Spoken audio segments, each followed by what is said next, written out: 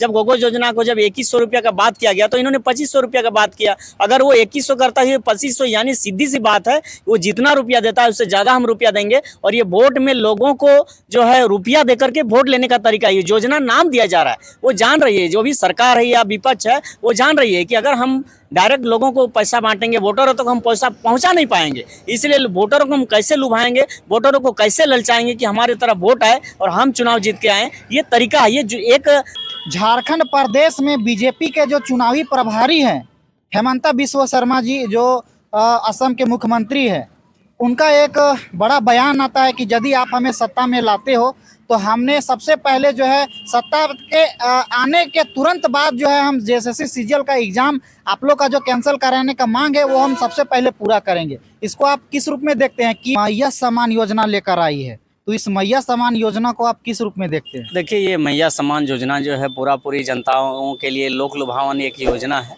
और खास करके हमारी माताओं बहनों को वोट लूटने के लिए, ठगने के लिए, बरगलाने के लिए योजना को लाया गया है। ये आप कैसे बोल सकते हैं दादा?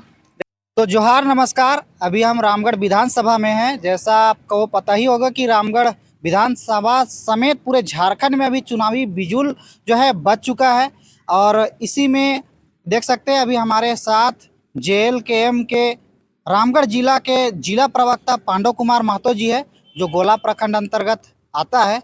आइए चलिए, चुनावी जो बिजुल बज गया है, क्या प्रभाव है रामगढ़ विधानसभा क्षेत्र में, तमाम झारखंड प्रदेश में क्या करना चाहिए आम जनता को, क्या नहीं करना चाहिए, इनसे हम बातचीत करने का प्रयास करते हैं और जानने का भी प्रयास करते हैं। बहुत बहुत स्वागत है दादा आपको झारखंड बचाओ ब्लॉग्स में। आपको भी बहुत बहुत धन्यवाद। जोहार। कैसे हैं? अच्छे हैं। आज रामगढ़ विधानसभा क्षेत्र का प्रत्याशी घोषित कर दिए हैं, कैसा महसूस कर रहे हैं? अब बहुत खुशी महसूस हो रहा है, चूँकि जिस दिन का हम लोग इंतज़ार कर रहे थे उस दिन को यहाँ पर आज परिभाषित किया गया और हम लोग को एक उम्मीदवार मिल गया। बस अब चुनाव का तैयारी करना है। पूरा पुरजोर तरीके से पूरा विधानसभा में तैयारी कीजिए। बिल्कुल बिल्कुल, पूरी जितना भी हो पूरा जोश और जुनून के साथ ये चुनाव का तैयारी होगा। चलिए, ये चीज़ बताइए कि रामगढ़ विधानसभा में दो कद्दावर नेता लोग हैं जो रामगढ़ विधानसभा में शुरू से ही वो जो है विद्यमान हैं। आंसू की सुनीता चौधरी की बात करें, चाहे वो ममता देवी की बात करें, दोनों जो है रामगढ़ विधानसभा में विधायक रह चुके हैं। तो ऐसे में अभी जेएलकेएम का जो आपका प्रत्याशी है, क्या छाप छोड़ पाएगा? देखिए, ये निसंकोच है। हम आपको यही बताना चाहेंगे कि भले ही वो लोग दोनों जो है पहले से यहाँ विधायक रह चुके हैं, लेकिन वर्तमान अगर स्थिति को आप देखिएगा तो पूरी जो है यहाँ की जनता जो है जेएलकेएम के पक्ष में पूरा समर्पित है। और इसका चुनावी आंकड़ा भी है, जो पिछला जो लोकसभा चुनाव हम लोग का पार हुआ है उसमें 56,000 वोट हमारा जेएलकेएम का आया है, जो कि बगैर रुपया पैसा खर्चा किए हुए। इसलिए हम ये निसंकोच कहना चाहेंगे कि भले ही वो लोग दोनों, एक वर्तमान विधायक है, एक पहले रह चुकी है, लेकिन ऐसा कुछ भी नहीं है। ये खेला जो है पूरा जेएलकेएम के पक्ष में आ रहा है, और टाइगर जयराम महतो का जो टीम है जेएलकेएम और हमारी जो है पार्टी का जो उम्मीदवार है वो उम्मीदवार गर्दा उड़ा के जीतेगा। चलिए, जिला प्रवक्ता जी आप ये बताने का कष्ट करें, झारखंड 24 साल हो गया है। 24 साल के अंत में जो अभी सिटिंग जो सरकार थी, हेमंत सरकार, वो लास्ट कार्यकाल समाप्त होने से 1-2 महीना पहले मैया सम्मान योजना लेकर आई है। तो इस मैया सम्मान योजना को आप किस रूप में देखते हैं? देखिए, ये मैया सम्मान योजना जो है पूरी जनताओं के लिए लोक लुभावन एक योजना है, और ख़ास करके हमारी माताओं बहनों को वोट लूटने के लिए, ठगने के लिए, बरगलाने के लिए योजना को लाया गया है। ये आप कैसे बोल सकते हैं दादा? देखिए, हम इस बात का हम एक तर्क के साथ आपको ये कह सकते हैं, पूरी जनताओं को ये बता सकते हैं, क्योंकि अगर सरकार की ये मंशा थी कि वो हमारी माताओं बहनों के लिए एक मैया सम्मान योजना लेकर के आ रहे थे, तो सम्मान देना चाह रही थी, तो सरकार आज मैंने ख़त्म होने चला इनका कार्यकाल। तो 5 साल जब सरकार का हुआ तो सरकार बैठते ही पहला दूसरा कैबिनेट में उनको ये जारी करना चाहिए था, लेकिन जब वो जारी नहीं की सरकार, और आज जब समय उनका ख़त्म होने चला है और अभी वो इस योजना को लेकर के आई है, तो कहीं ना कहीं हम निसंकोच ये कहेंगे कि लोगों को ये वोट बैंक बनाने के लिए, लोगों को लुभाने के लिए, हमारी माताओं बहनों को ठगने के लिए इस योजना को लेकर के आई है, ताकि उन लोगों को लगे कि सरकार हमें जो है महीना का 1000 रुपया दे रही है, और इसलिए हमको इसी सरकार को वोट करना है। तो हेमंत सरकार तो बोल रही है कि यदि हम पुनः हमें जनता जो है सरकार में काबिज करती है तो हम इस योजना को और बढ़ाकर हेमंत सम्मान योजना के तहत 2500 रुपया प्रत्येक महिलाओं को देंगे। देखिए, भले वो 2500 के जगह 5000 भी दे सकता है, लेकिन ये कहीं से उचित नहीं है। हम आपको यही कहना चाहेंगे कि ये कुल मिलाकर के जिस तरीके से पहले चुनाव में जो रुपया बांटा जाता था, वो एक उसी का एक शाखा है और वो लोग इस चीज़ को यहाँ पर लागू करना चाह रहे हैं। वो लोग जान रहे हैं कि चुनाव में हम पैसा बांटेंगे तो हमको प्रशासन के माध्यम से या फिर कहीं भी हमको जो है व्हाट्सएप, फेसबुक या वीडियो के माध्यम से हम पकड़ा जाएंगे, क्योंकि सोशल मीडिया का युग है। इसलिए उन्होंने ये पैसा बांटने का तरीका निकाला है कि डायरेक्ट हम जो है वोटर तक पैसा पहुँचाएंगे। तो हेमंत सरकार सिर्फ तो सत्ता मांग रही है जनता से कि आप हमें सिर्फ सत्ता दीजिए, हम आपको महीना का 2500 रुपया देंगे। ठीक है, सत्ता तो मांग रही है, लेकिन सत्ता मांगने से नहीं मिलता है। आप यहाँ के जो नौजवान हैं, यहाँ के शिक्षित बेरोजगार जो युवक युवतियाँ हैं, उन लोगों को आप नौकरी दीजिए। यहाँ का नौकरी तो बाहरी लोग यहाँ पर खरीद के ले जा रहे हैं। अगर आप यहाँ के नौजवान लोग, यहाँ हमारी बहन, हमारी बेटी लोग अगर जैसे अच्छे अच्छे जगह में काबिज होती है, तो ये मैया सम्मान योजना की कोई ज़रूरत नहीं है। इसलिए अगर 60-70 हज़ार वाला सैलरी वाला नौकरी को आप बेच करके आप इस तरीके से योजना लेकर के आते हैं, ये झुनझुना पकड़ाने वाला है। ये बताइए कि हेमंत सरकार के देखा देखी अभी बीजेपी ने भी गोगो दीदी योजना लाई थी, जो आचार संहिता से पहले जो है फॉर्म फिलअप करवाया जा रहा था। उसके तहत बोल रहे थे कि हम 2100 रुपया महिलाओं को देंगे। तो ये क्या हो रहा है झारखंड में? कोई 1000 दे रहा है तो कोई 2100 के बात करता है, कोई 2100 दे रहा है तो फिर हेमंत सरकार बोल रहा है हम 2500 देंगे। तो ये क्या चल रहा है झारखंड? देखिए, हम आपको यही पहले भी साफ तरीके से ये बोले कि देखिए, सरकार की जो मंशा रहा है वो माने 1000 रुपया से लेकर के अभी जो 2500 का बात करी है कि दिसंबर से हम 2500 रुपया देंगे, तो कहीं ना कहीं जिस तरीके से विपक्ष जो पार्टी है, जो बीजेपी है, उन्होंने जब 2100 का ऐलान किया गोगो दीदी योजना के माध्यम से कि अगर हमारी सरकार आती है तो हम 2100 रुपया करके देंगे प्रत्येक महिलाओं को सम्मान के रूप में, तो इनका ये दोनों पार्टी का, पक्ष और विपक्ष का दोनों का है, ये वोट खरीद फरोख्त के लिए योजना लेकर के आई है। अगर सरकार जेएमएम की जो सरकार है वो अगर 1000 दे रही है तो उन्होंने 2100 का बात किया गोगो योजना में बीजेपी के द्वारा। जब उन्होंने 2100 का बात किया, सरकार को लग गया कि जितना भी वोट है वो उनके पक्ष में चला जाएगा, क्योंकि वो अगला का सरकार बनता है तो 2100 रुपया करके देगा। तब इन्होंने अपना कुर्सी खिसकता हुआ देख करके इन्होंने 2500 बढ़ा दिया। चूंकि इन लोग का, ये दोनों का योजनाओं का मंतव्य यही है, इन लोगों का तर्क यही है, इन लोग का मीनिंग यही निकलता है कि अगर वो 10 देगा तो हम 20 देंगे, अगर वो 20 देगा तो हम 30 देंगे, लेकिन वोट हम ही क्यों दो। इन लोगों के पास कोई मुद्दा नहीं है, ये लोगों का ठगने का तरीका है, दूसरा कुछ नहीं।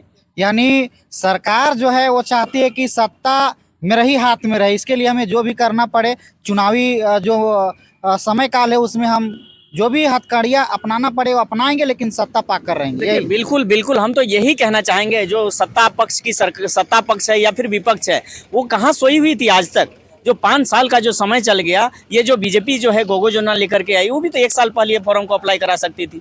लेकिन जैसे ही चुनाव का बिगुल बजता है कि इतना तारीख से चुनाव होगा, उनको लग रहा है कि हमारे पक्ष में वोट नहीं आएगा, तो जो गोगो योजना लेकर के आए हैं। ठीक इसी प्रकार से जैसे सत्ता पक्ष को लगा कि इस बार मेरा सरकार जा रहा है, रसातल में डूब रहा है, तो उन्होंने मैया सम्मान योजना लेकर के आया। जब गोगो योजना को जब 2100 रुपया का बात किया गया, तो इन्होंने 2500 रुपया का बात किया। अगर वो 2100 करता है 2500, यानी सीधी सी बात है, वो जितना रुपया देता है उससे ज़्यादा हम रुपया देंगे। और ये वोट में लोगों को जो है रुपया देकर के वोट लेने का तरीका, ये योजना नाम दिया जा रहा है। वो जान रही है, जो भी सरकार है या विपक्ष है, वो जान रही है कि अगर हम डायरेक्ट लोगों को पैसा बांटेंगे, वोटरों तक हम पैसा पहुंचा नहीं पाएंगे। इसलिए वोटरों को हम कैसे लुभाएंगे, वोटरों को कैसे ललचाएंगे कि हमारे तरफ वोट आए और हम चुनाव जीत के आए, ये तरीका है। ये जो एक कुल मिलाकर के कहें तो लोगों को वोट लेने का तरीका, ये कोई योजना नहीं है। जैसे सरकार, अगर जैसे उन लोगों का मनसा साफ होता तो कार्यकाल इनका जब शुरुआत हुआ था सरकार का, तब ये लागू कर देते। चलिए एक चीज़ बताइए, जेएसएससी सीजीएल का जो झारखंड में बहुत बड़ा मुद्दा है, पूरा ये जो मुद्दा है पूरा गरमाया हुआ है झारखंड में, चुनावी समय चल रहा है। छात्र जो है जेएसएससी कार्यालय के कभी बाहर धरना देते हैं, कभी मोराबादी ग्राउंड में धरना देते हैं। ऐसे में जो है झारखंड प्रदेश में बीजेपी के जो चुनावी प्रभारी हैं हेमंता बिस्वा शर्मा जी, जो असम के मुख्यमंत्री हैं, उनका एक बड़ा बयान आता है कि यदि आप हमें सत्ता में लाते हो तो हमने सबसे पहले जो है सत्ता के आने के तुरंत बाद जो है हम जेएसएससी सीजीएल का एग्ज़ाम आप लोग का जो कैंसिल कराने का मांग है वो हम सबसे पहले पूरा करेंगे। इसको आप किस रूप में देखते हैं कि यदि जेएसएससी सीजीएल का एग्ज़ाम यदि उस सत्ता में आएगी तब कैंसिल करेगी, यदि उस सत्ता में नहीं आएगी तो उनका समर्थन नहीं करेगी? इसका कहने का तात्पर्य यही हुआ। तो आप इसको किस रूप में देखते हैं? देखिए, सबसे बड़ी चीज़ है, सबों ने यही चीज़ किया है। जब ये इसकी सरकार रहती है, अभी जो सत्ता पक्ष की सरकार है, जब ये विपक्ष में थी तो ये भी यही चीज़ बोल रही थी। इन्होंने तो 5 लाख युवाओं को नौकरी देने का बात किया था सालाना, कहाँ की है? ठीक उसी प्रकार से बीजेपी ने भी जितना भी जो है अनुबंध कर्मी सब सभी को सरकारी नौकरी करने का बात किया था, कहाँ किए हैं? इसलिए ऐसा कुछ नहीं है, ना यहाँ बीजेपी कुछ लागू करेगी, ना यहाँ जेएमएम लागू करेगी, ना कांग्रेस, ना कोई कुछ है। ये लोग गजरा मुराई कुछ करने वाले नहीं है। यहाँ जयराम महतो के अलावे दूसरा कोई कुछ नहीं करने वाला है। तो ये बताइए 24 साल बीत गया है, 2019 से पहले बीजेपी की सरकार थी जो थोड़ा बहुत अच्छा कुछ कार्य भी की थी। 19 के बाद हेमंत सरकार की सरकार आई जो 2024 तक उनकी सरकार रही।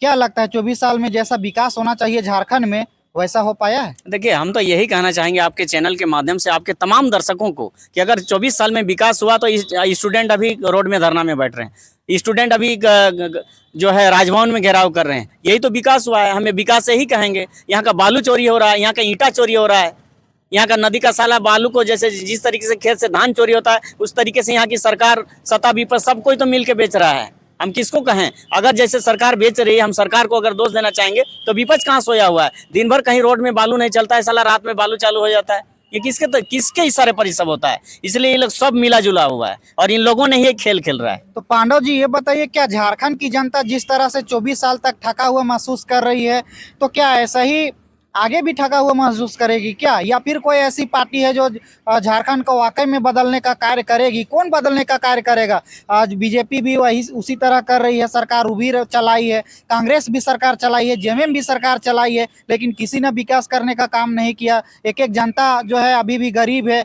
तो क्या लगता है ऐसे में कौन ऐसा है जो झारखंड के वाकई में विकास की बात करता है, विकास कर सकता है? देखिए, अभी अगर आप देखिएगा तो पूरे झारखंड में अगर आप सर्वे करिएगा तो चुनाव के दरमियान में अगर सरकार की बात हो रही है या फिर यहाँ की सीएम की बात होती है तो हमारे सुप्रीमो टाइगर जयराम महतो हैं। सभी यहाँ के शोषित, पीड़ित, दलित, आदिवासी, मूलवासी जितने भी निगाहें हैं, जितने भी परेशानी से झेले हुए हैं, सभी का नज़र उन्हीं पर है। और अगर आज तक कोई स्टूडेंट का आवाज़ उठाया है या फिर अभी आज तक कोई बेरोजगार का मुद्दा को उठाया है, आज तक कोई शोषण और पीड़ित का मुआवजा को उठाया है, उस बात को उठाया, उस मुद्दा को उठाया है तो टाइगर जयराम महतो है। इसलिए जेएलकेएम झारखंड लोकतांत्रिक क्रांतिकारी मोर्चा के अलावे दूसरी कोई भी पार्टी नहीं है जो झारखंड को सजा और संवार सकती है। झारखंड की तमाम जनता इस वक्त क्या करना चाहिए? चुनावी बिगुल बज चुका है। झारखंड में 2 चरणों में चुनाव होना है, 13 नवंबर, 20 नवंबर। ऐसे में झारखंड की जनता क्या करे कि उनका जो है बाल बच्चों का भविष्य आगे बन सके, उनका भविष्य बन सके, उनका रोजगार की बात हो, उनका विस्थापन की बात है, उनकी पहचान की बात हो, तो ऐसे में वो क्या करे, किस पार्टी की ओर रुख करना चाहिए ताकि उनका जो है हित की बात हो सके झारखंड में? देखिए, हम तो यही कहेंगे कि तमाम जनता जनार्दन को, देवतुल्य जनताओं को ये सोचना समझना चाहिए कि हमने सभी पार्टी की सरकार को हमने देखा, लेकिन सभी ने वही किया, कभी ये लूटा तो कभी वो लूटा, कभी ये ठगा तो कभी वो ठगा।